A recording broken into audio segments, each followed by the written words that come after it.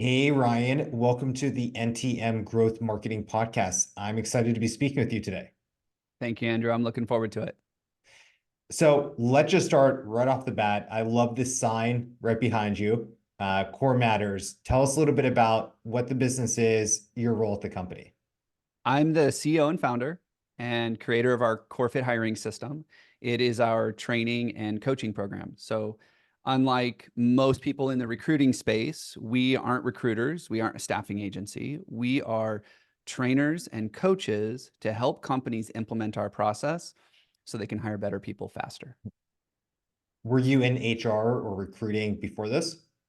I was not, well, so funny thing is my degree that I got in college was in human resources. And as soon as I got out of college, I couldn't find a job in HR. So I went into sales and marketing. And then I went into operations and fulfillment and I worked in banking. But the thing Interesting. about banking is I worked in a fulfillment center. So we did underwriting and all of that stuff.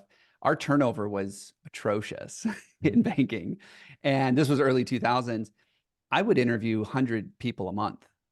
It was just, I mean, it was just a revolving door. So we were always interviewing people. We were always Mhm. reviewing resumes. We were always onboarding people. It was just this nonstop. And so a lot of the frontline work that happens when you're recruiting and hiring, I got to learn a lot when I was in banking. And so a lot of our process is built on the stuff we learned there. I heard this quote from Gary Vaynerchuk, if you're familiar with him, a little while Mhm. ago, and it's hiring is guessing, firing is knowing. Do you think that holds some truth? I can see where that comes from. Our process is more about cutting through the BS and the Mhm. games that everybody plays on both sides. Don't get me wrong, it's not just job seekers playing the games, employers play the games too. And it's really about being authentic during the interview process. Mhm. And so that you go in with a high degree of confidence that this is going to work. Mhm. One thing I noticed immediately when I was on your website is how different your company felt compared to other organizations I may have seen over the years. And I think a lot of that comes down to your branding and your marketing as an organization. Can you tell us a little bit around your just core strategy, core philosophy for marketing at Core Matters? So if people ask me all the time, they're like, Ryan, if you could go back 15 years and tell your younger self one thing and you would listen, what would it be? And it would be the niches are in the riches, like, or the riches are in the niches, right? Like niche early, niche deep, reevaluate your niche. So I grew up in the trades. I grew up in the blue collar space. My dad was owner operator. And so I just always had a passion for the people in the industry, in that space. A lot of them have not gone to college. A lot of them grew up in the industry as well. A lot of them have never, I mean, it's all been school of hard knocks. They don't have any formal training or education on how to be an entrepreneur, run a business. And so a lot of the games that you see in corporate don't exist here. And so I love that. And so I wanted to create a brand that would resonate with those people. Mhm. Um, I see it's funny when we run into companies that are struggling to hire and we go to their About Us page or the Meet the Team page and they're hiring electricians or laborers or they're in construction and everybody's in a suit and a tie and they're all standing perfect. I'm like, this is why you're struggling to recruit because the guys out there sweating in the trenches see that and go, they don't get me. Mhm. And so a lot of our marketing, a lot of our branding is around this idea like I grew up in this. Like I get you. Mhm. And that's why we took that approach. Before we jumped on, you were telling me your core audience, your avatar of who you like to sell to is not online. Yeah. Uh, how do you find them then? Oh, word of mouth. Without giving Um, away, trade secrets yeah, and, yeah. Word of mouth. I find that their speaking is one. So podcasts are part of that. We get a lot of opportunities when we're on podcasts. When I'm on podcasts, I'm a Vistage speaker, so I do workshops all around the country, Mhm. keynotes. Those speaking events is what really helps. I find that it doesn't matter what industry they're in. Nobody wakes up and goes to Google and says, I need to find someone that can teach me how to recruit better. That's not what people look for. What they Mhm. look for is, I need a recruiter. Mhm. And they want someone to do it for them. And that's not what we do. So for us, it's really about meeting our clients where they're at, which is at trade shows, at industry associations. They listen to podcasts. A lot of our leaders are listeners. Used to be Mhm. leaders or readers. Now I think leaders are listeners. And so it's podcasts, it's audiobooks, it's creating video content for them, and being able to make that very shareable. I mean, people see it and they go, I want to share this with someone I know. So that's where we get a lot of our business from.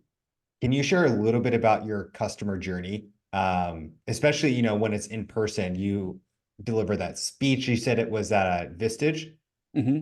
How for you do you continue that relationship, provide them education, show them why you're differentiated, expose, maybe some weaknesses going on in the recruiting, any insights you can share? It's almost like an offline customer journey experience you're taking It someone through. is.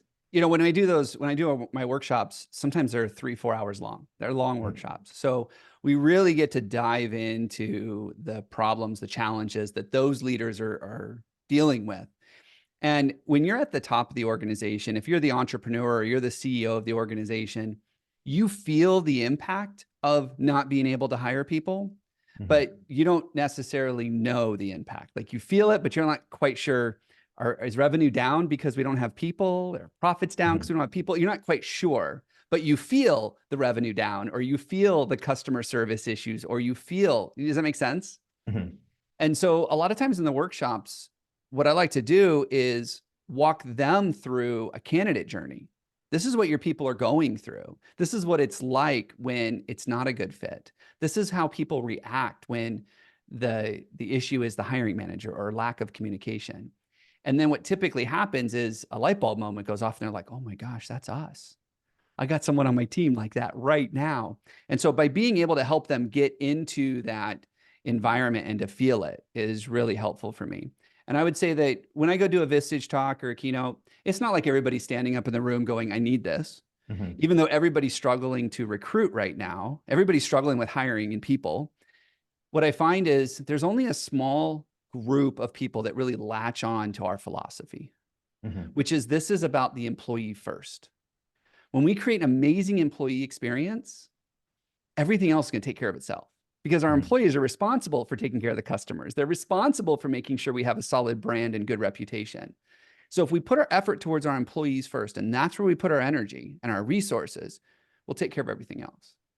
And I find that there are a lot of people that don't subscribe to that philosophy. They just want to be bigger, better, faster, harder, whatever it is. And they don't subscribe to that. Have you ever looked into Costco's marketing strategy? It sounds you might be appealing to the same type of people or emotions. Now, talk to me about it. There's a great podcast called Acquired. Have you Okay. ran into that ever? I have not.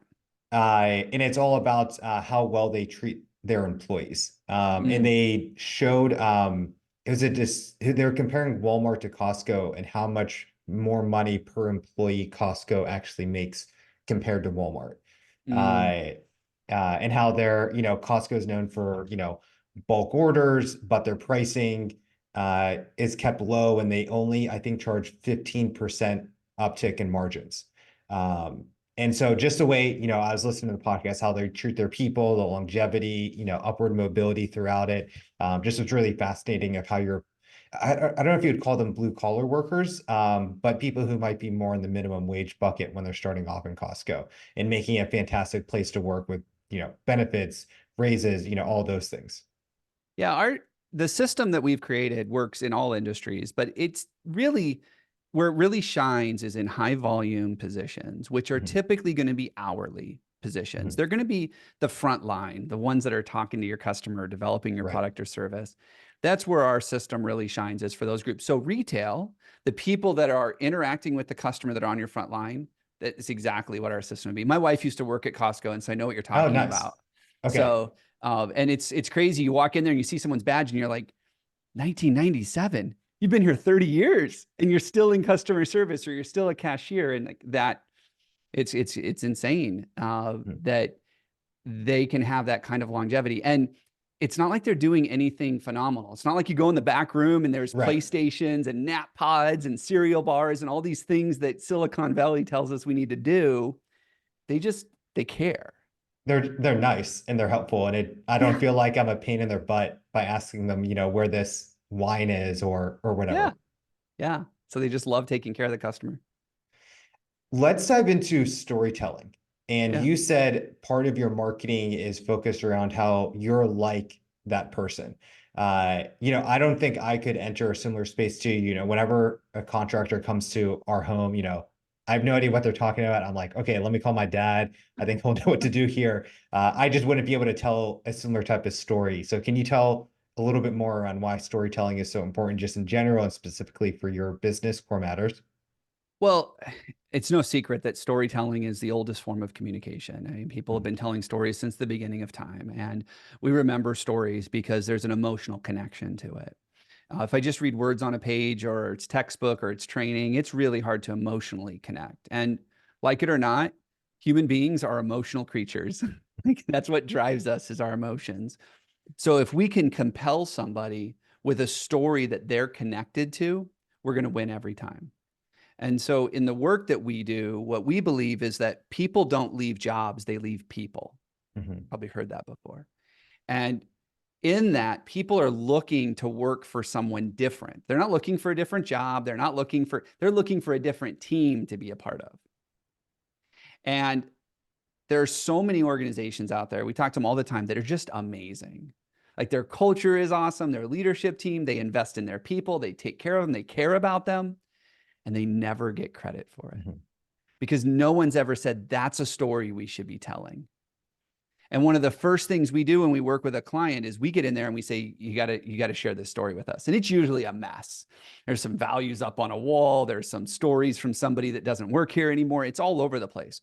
And we put our arms around it and we say, okay, let's figure out how to tell a very succinct story that's going to connect with your ideal employee. And then let's go to market with that. Let's just share the story everywhere and teach your employees how to tell the story. Because if I'm looking to help, if I'm looking for my buddy to come work here, I can be like, hey, my boss has a opening. You want a job? Like we can do that. Or we can be like, oh my gosh, let me tell you about this thing that just happened. Or let me tell you about this thing they just announced and where we're going and why we're going there and why everybody should care and the impact we're going to have in the community and give us a sense of purpose. Like Mhm. I get up every morning and I'm so excited to go to work because of X. Like so much more compelling of a reason for my buddy to go tell his wife, hey, can I quit my job? Right? I want to Right. go work here. So that story piece is, I mean, it's foundational to what we do. My wife works at Dr. Bronner's Magical Soap. Have you heard of them? I have not.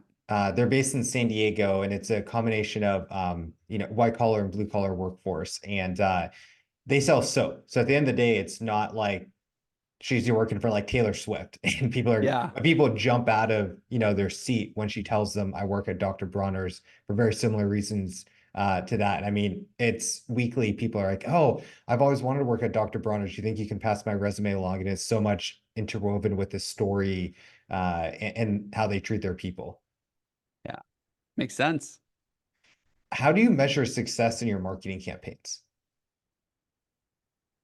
You know, for a long time, I spent a lot of money on advertising and on new marketing funnels and everything else. And what I realized was it was really difficult for us to get in front of the right people. Now, it took a Mm. long time to figure that out. So when we do our marketing now, it's about engagement. We learned a while back that our audience, I mean, really anybody that's struggling with people, what we do is so different. We had to turn into more of an education for our Mhm. marketing. And we do a lot of education, a lot of free training. We share little tips on social media and all these other things. And we create these funnels around the content that people are consuming.